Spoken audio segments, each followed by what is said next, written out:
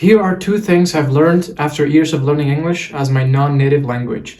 If you're also someone who's learning English as your non-native language, or maybe English as your third or fourth language, make sure you stay with me until the end because some of the things that I've learned in my journey could be things that might well be something that you need in your journey to become fluent in English.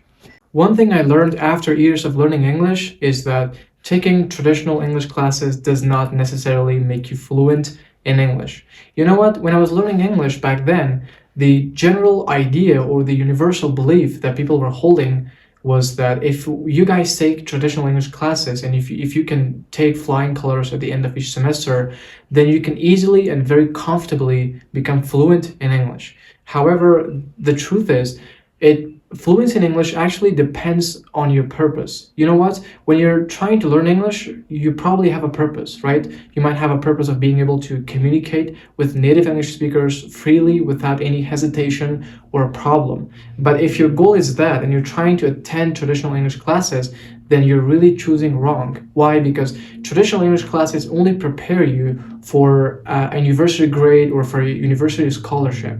It doesn't do anything else. It only perfects your grammar. It only teaches you how to make perfect sentence structures grammatically, and you become better in that section. But when it comes to fluency and being able to communicate freely with a very comfortable pace and a very comfortable, situation with a native English speaker, then you don't need taking traditional English classes. What you actually need is other practices that are out there for people to become fluent in English. But for me, I actually didn't have a clear purpose of why I was learning English. I just wanted to be able to communicate with people because of the lack of idea or information that I had back then when I was first learning English. I couldn't decide what to choose or what kind of purpose to have in terms of learning English. Like, I didn't know why I'm learning English. Am I trying to apply for a scholarship? Or am I trying to be able to communicate freely with people in English? I didn't know any of that. It was just all foggy in my mind. But the truth is, it all depends on somebody's purpose. If your purpose, like my purpose here, is to be able to communicate with people out there freely without any hesitation or without any problem.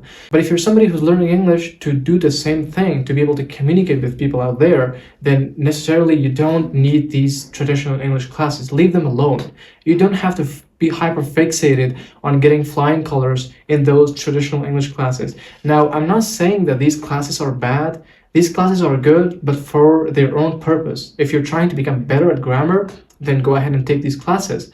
However, if you're trying to become fluent in communication with people, in holding conversation without having hesitation, without having any problem, then you don't need these classes. You actually need to expose yourself to English and try to do certain things that people offer out there on how somebody can become fluent in English. And you can try those practices and actually get your goal.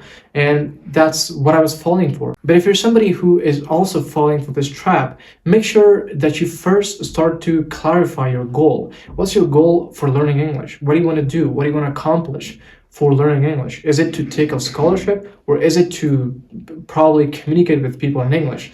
Then based on your goal, you can actually decide what kind of classes or what kind of materials you need to practice to become better in English. The second trap that I was falling for in my English journey was that you don't necessarily become fluent in English unless you expose yourself to English completely. What I mean by that is that when people are learning English, what they actually need in order to become fluent and better in English to a level where they can communicate freely in English is not necessarily taking such, kind of traditional English classes. What they actually need is being exposed to English. What I was doing back then when I was learning English is that I was being hyper fixated on perfecting my grammar and coming up with the utmost and perfect grammatical sentences to sound and be better whenever I appeared to speak English or whenever I appeared to write in English. And yes, I was better in these aspects of writing and being perfect while making perfect grammatical sentences.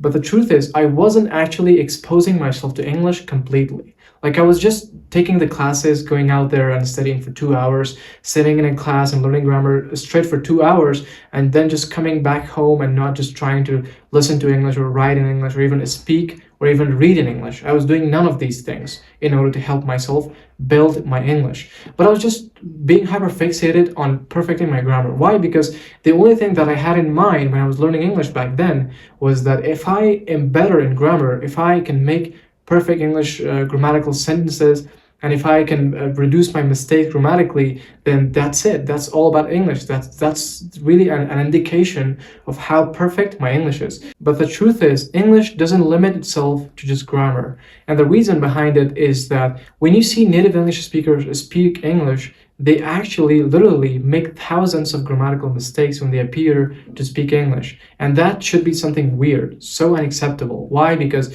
these people are the owners of the language. They really own English. They were really born with English, but yet they make a lot of mistakes when they appear to speak English. And that's really a clear indication of why you and I, as non-native English speakers, shouldn't be focusing on perfecting our grammar, on being hyper-fixated and trying to come up with best grammatical sentences or structures that could really amaze or shock people out there, your classmates, your colleagues, or whomever so you're trying to impress.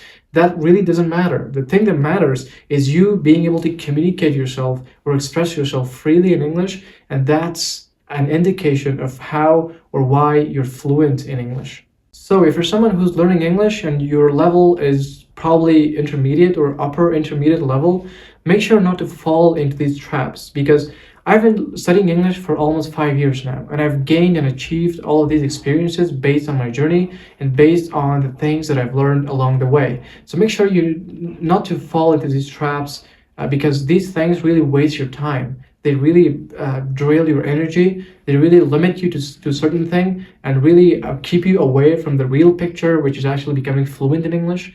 And that's going to really damage, and that's going to be a huge time waster in your English journey.